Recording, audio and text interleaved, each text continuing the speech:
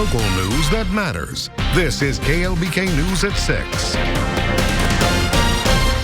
Coming up, why more help is needed in the homeless shelter Grace Campus, plus another person admits to fraud in the Rager Dykes case. But first, a fire puts ag animals in danger at Friendship High School. Good evening and thanks so much for choosing KLBK News. I'm Terry Furman. A fire causing concerned residents to flock over to Friendship High School's ag barn to save their animals. Our Emily Harrison is on scene tonight. Emily, is anyone hurt? Terry, thankfully, no one was inside when this happened, but one pig is injured. You can see that his bottom is very burned. Firefighters treating him for severe burns and cuts. The fire itself only lasted a few minutes, but Wolforth's Fire still isn't sure what could have caused this, but suspect a heat lamp fell over. Together with students, firefighters rounded up the pigs after a Good Samaritan saw the fire and released them so they could escape. The pigs were out in their runs, and we just open the gates and shoot them all out whichever direction they would go. Not really a pig person, so it was kind of tricky, but I think they're all okay. One looked like it was burned a little bit. The state fire marshal will be out here tomorrow to further investigate what could have caused this. But in the meantime, I'm reporting in Wolforth. Emily Harrison, KLBK News. An update on a weekend shooting. 37-year-old Clayton Jackson was able to get to a fire station seeking help after he was shot Sunday afternoon. Police say he was shot near Quaker and 52nd Street and managed to walk to Station 9, which is just a few blocks away. Thankfully, he is expected to make a full recovery. Brad Fansler, a Rager Dykes administrator, admits to fraud, and he is added to the list of guilty employees, making this the 8th employee to have been indicted or pleaded guilty in the Rager Dykes fraud cases. A federal judge in Amarillo set conditions of release on Monday for Brad Fansler, who accepted the plea deal on October 25th for his role in the collapse of the Lubbock-based Rager Dykes companies. Fansler pleaded guilty to 1 count of conspiracy to commit wire fraud and helping other employees forge paperwork. Under the terms of the deal, Fansler will be sentenced at a later date to no more than 5 years in federal prison, assuming a judge accepts the deal. Fansler is also liable for up to $27 million in restitution. For more on this story, go to everythinglubbock.com. 27-year-old Robert Button has been indicted on charges of aggravated assault of a 2-year-old. According to court documents, Button severely burned the child after placing him in hot water last December. The documents show Button was at the child's mother's apartment when she got a call. Button was worried after putting the boy in the bathtub and he screamed. Investigators stated the child was dipped in the water and possibly held by the torso and put in the water. The child suffered 2nd and 3rd degree burns. Lubbock Police and the City of Lubbock Public Works Department are urging drivers to avoid the intersection of 19th and University. As you can see behind me, that pipeline burst, which covered the intersection in water there, and crews are on site to repair the pipeline. But again, try to avoid the area of 19th and University. And a well-known local homeless shelter says they're in great need of funding. Grace Campus, what used to be known as Tent City, says this year is the fullest they've seen since starting back in 2015.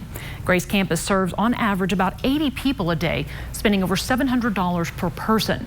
Grace says that charitable giving is down nationwide, and unfortunately, Lubbock's homeless population is slowly on the rise. We don't apply for or receive government money, and we do that purposefully. And so we are 100% reliant on our donors, the people in Lubbock and West Texas who care what we care about, and they care about the people that we're here to help. Grace Campus says any contribution is great, even if it's just $10 or $20. If you'd like to help them out, we've got their information on our website, everythinglubbock.com. Santa Fe High School shooting suspect Dimitrios Pagorchis has been declared incompetent to stand trial by 3 different experts. That's according to one of his attorneys, who says prosecutors have agreed not to contest the experts' findings about the teen.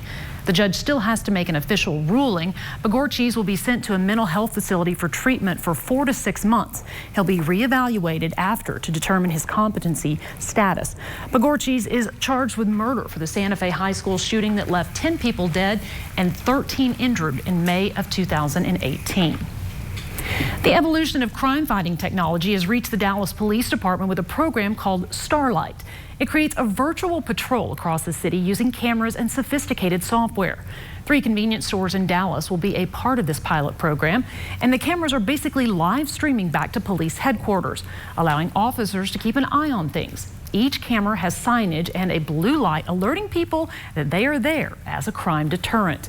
The technology is made to also detect strange movements that could alert a crime in progress. The system would also help with officer safety. Someone back at headquarters can view the scene and tell responding officers exactly what they will be encountering when they arrive. Residents reported a number of crimes and that they had a certain level of fear in regards to coming to these locations. And our goal is to make sure that the residents of our community feel safe and that they have a safe place to stop and shop. They say these cameras are ideal for stores like this, but could also help out in parking lots, strip malls, grocery stores, or really anywhere community safety is an issue. Texans head to the polls tomorrow to vote on local ballot measures as well as proposed changes to the state's constitution. The Texas Secretary of State tells us aside from a few complaints of long wait times at polling locations, the early voting period was smooth sailing. Secretary Ruth Hughes says some counties are already implementing new voting equipment bought for 2020. Some are using this election to test out their new gear. Hughes and her team will be ready to answer any questions that local elections offices have.